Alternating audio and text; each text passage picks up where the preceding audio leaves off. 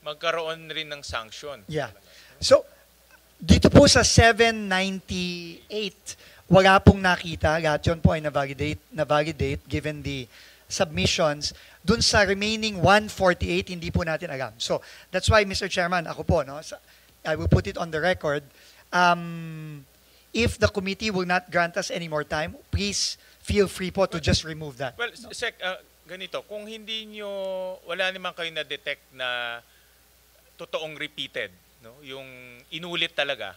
Hindi ko pa po masasabi dun sa 148, Yeah, Mr. ibig sabihin, Chairman. itong initial review nyo, kung wala naman kayo na-detect na totoong repeated, meaning in good faith, no? These are all continuation, then we can give you until Friday to wow, complete. thank you.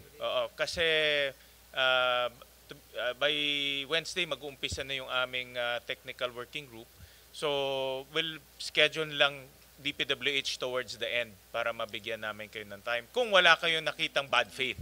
Dito po sa 798, wala. Okay. Doon po sa 148, hindi ko pa po masasabi. Yeah. Pero konti na lang yun. So, katapusin Konti na lang yun. natin. So, Yeah. we will, thank you, Mr. Chairman, for this, and we will instruct the implementing units to do their validation. No? Pero hindi ko pa po masasabi. Yes. But we will inform the committee in writing formally kung meron pong nakita at kung ano yung mga nakitang yon na Correct.